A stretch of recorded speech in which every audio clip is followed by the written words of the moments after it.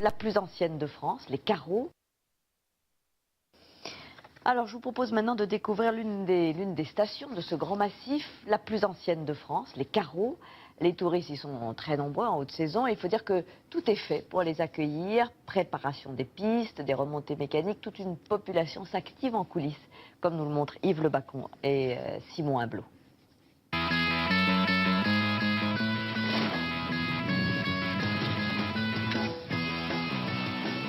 C'est le rêve de tous les vacanciers.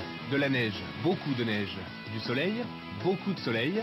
Mais surtout que chaque matin à 9 h, les 265 km de ruban blanc soient apprêtés comme un tapis rouge. Et ça, ce n'est pas une mince affaire.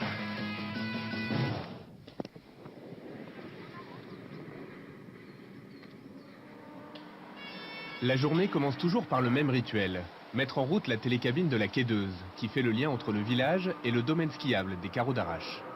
17 000 personnes vont passer ici aujourd'hui. Tu fais les vérifs, Philippe? L'installation subit une inspection rigoureuse, à la façon d'un avion de ligne. Tous les matins, on regarde les pneus, on regarde les courroies, on livre au passage des pinces dans les embrayages, des brayages. Le domaine appartient ensuite aux pisteurs. Ils ont quelques minutes pour passer au peigne fin les 45 km de piste, installer des filets, des matelas et dégager les obstacles éventuels. Il faut sécuriser la piste. C'est vraiment sympa, non? On a le domaine. Oui, regardez ça, c'est pas beau aujourd'hui? Aujourd'hui, là, je suis tout seul avec le soleil et avec la belle vue, on est bien là. C'est la partie sympathique de notre travail, parce que dans une demi-heure, ça va commencer. En pleine saison, 45 000 skieurs parcourent le grand massif tous les jours. Qu'il fasse chaud ou froid, qu'il neige, qu'il vente, il faut garantir un manteau neigeux de qualité et surtout se prémunir des avalanches. J'ai une croûte de 4 cm en surface et puis sous la croûte, je vais regarder le type de grain à la loupe. Les nivologues sont les spécialistes de la neige. Muriel et Marie effectuent un sondage chaque semaine au même endroit. Alors 10 à 20, 48. Centimètre par centimètre, elles identifient les différentes formes de flocons, leur température, leur cohésion, et obtiennent ainsi une typologie de l'ensemble de la couche. 70. Et ici, en fait, c'est le graphiste qui nous donne la résistance du manteau neigeux. Donc sur celui-ci, on a une couche là assez importante avec une très bonne résistance. Et sur le bas, mais qui est très très profond, ce sont des grains ronds qui, lors d'un grand réchauffement, éventuellement pourraient laisser passer l'eau, l'humidité, et à ce moment-là, pouvoir provoquer une avalanche. C'est ce qui se passe actuellement sur les pentes sud en face, qui elles ne sont composées que de grains ronds. On pense qu'en moyenne vitesse, c'est bon. Et on est en train de changer ton codeur. Lunettes de soleil et bonnet vissés sur la tête, Vincent est en plein boulot. Il est chargé de la maintenance des remontées mécaniques. Ski au pied, il intervient sur tout le domaine de Flaine. On est dans mon bureau, en fait. C'est dur à chauffer, mais sinon, ça va. En 20 ans, le parc de remontées mécaniques des stations françaises s'est beaucoup modernisé. Vincent intervient aujourd'hui sur un télésiège débrayable, une énorme machine très sophistiquée et bourrée d'électronique. J'ai vu que la pompe s'est déclenchée une dizaine de fois en moins de 10 minutes. Depuis quelques jours, une alarme intervient fréquemment. Il faut identifier la panne. Il ne faut pas oublier que les remontées mécaniques, c'est des machines qui font plusieurs kilomètres de long. Donc il y a toujours des petits problèmes par-ci par-là, un bouton qui se dessert, une petite alarme de temps en temps. Et notre travail, c'est justement de les rechercher et de les remettre en état avant que ça crée des problèmes de sécurité pour les clients. Fin de journée. Les skieurs profitent de leur dernière descente. Fabrice, lui, en termine avec sa deuxième journée de travail. Comme beaucoup de salariés du domaine skiable, il cumule plusieurs activités. Ouais, le 19, il est là. Eh ben, si c'est tout bon, ben, bonne soirée, puis à demain, alors. Voilà, une journée qui se finit et une autre qui va recommencer. Fabrice s'est levé à 4 h du matin pour s'occuper de ses vaches. Cette descente constitue son seul moment de détente de la journée. Une fois chez lui, il faudra de nouveau s'occuper des bêtes, et ça 6 jours par semaine pendant les 4 mois de la saison d'hiver. Ça tire toujours un petit peu, mais on arrive bien toujours à se lever. Mais bon, ça c'est une passion, hein. Ça a toujours été depuis que je suis tout petit et ça restera tout le temps. Le jour où il n'y a plus de bêtes, ça va devenir tout en friche ici. La journée de Fabrice touche à sa fin. Ce n'est pas le cas de tout le monde. Au carreau d'Arrache, tous les soirs, il faut damer 150 hectares de pistes malmenées par les skieurs. On déforme les pistes, nous font des bosses, de plus en plus de vagues aussi. On reforme la piste en plat sur tout le domaine. Pisteurs, dameurs, nivologues, producteurs de neige, le domaine skiable voit défiler du monde 24 heures sur 24. C'est le prix à payer pour dompter la montagne et en faire un lieu de loisir en toute sécurité.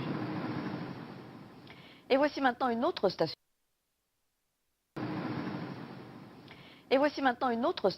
Du Grand Massif, c'est Flaine, qui est un peu unique en son genre en raison de son architecture. En fait, elle fut la première à remplacer les chalets savoyards par des bâtiments en béton aux formes audacieuses. Aujourd'hui, l'ensemble est devenu patrimoine culturel, comme nous l'expliquent Gaël Charnet et Quincy-Russel. Quand elle l'a parcouru pour la première fois, elle n'était pas vraiment séduite. Mais en l'observant de plus près, elle y a trouvé une certaine inspiration. Quand je vois l'ascenseur qui arrive, je m'attends toujours à voir des petits martiens qui sortent. Et pas du tout des skieurs, parce que pour moi c'est un film, c'est comme dans un film de science-fiction. Car Flaine, c'est un peu cela. Une architecture qui fascine, dérange, en somme qui ne laisse personne indifférent. C'est pas mal. Donc il y a une certaine unité, il y a un certain style, c'est toute une époque. Horrible, que du béton. On aime ou on n'aime pas. C'est que du béton. Moi personnellement, j'aime pas trop. Difficile à croire pour certains, mais Flaine est l'œuvre d'un des plus grands architectes contemporains. Ici, point de châle et douillet, mais des lignes géométriques et une station créée de toutes pièces. Nous sommes au début des années 60. Éric Boissonnat, grand mécène, veut créer un exemple d'urbanisme au cœur des Alpes.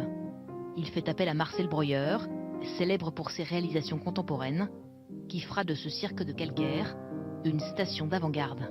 Pour sauvegarder la nature et respecter les lignes directrices du relief, Marcel Breuer a imaginé un jeu de pans coupés qui donneront aux façades force, vie et variété.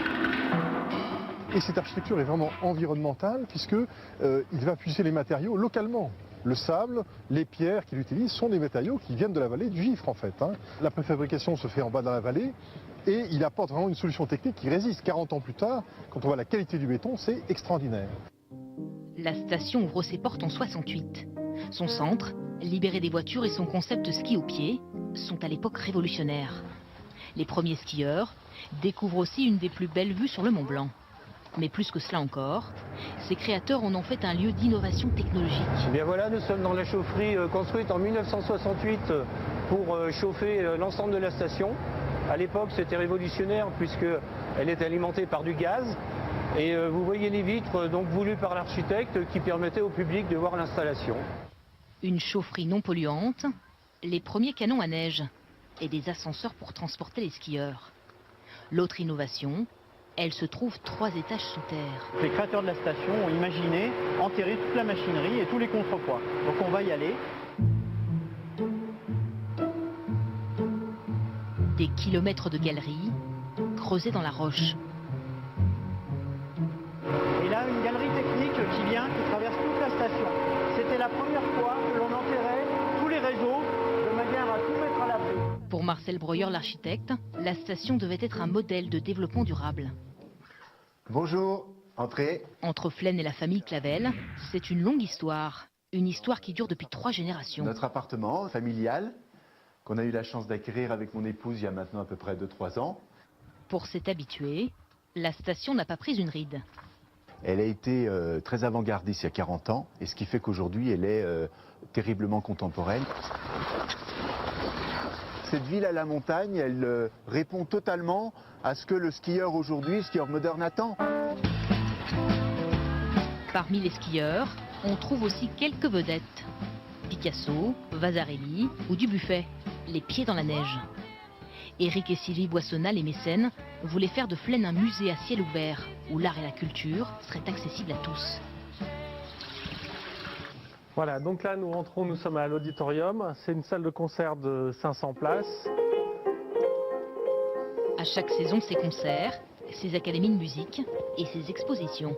Elle n'est pas en béton, première chose. Elle est en Voilà, c'est des ardoises. Mais Flaine fut longtemps incomprise. On enlève le chapeau. Dans les années 90, elle est même délaissée du public. Si Gilbert la fait désormais visiter, Vous voyez, elle est ouverte sur les deux côtés. c'est que son architecture, en partie classée monument historique, ne fait plus rougir. C'est depuis quelques années où on a pris conscience qu'on avait vraiment un site extraordinaire entre les mains. Maintenant, on est une vraie station et on est fiers de notre héritage. Un héritage à entretenir, et ce n'est pas toujours simple. Je vous emmène voir le bâtiment, le dernier bâtiment construit, le Centaure. Fini les logements spartiates, créés il y a 40 ans. Place désormais aux duplex, plus familiaux. 7 millions d'euros ont été investis. Et site classé oblige, chaque nouvelle construction doit être approuvée par les architectes des monuments historiques. Ça fait 40 ans que je suis là et donc je ferai tout pour entretenir ce patrimoine et même continuer à le développer.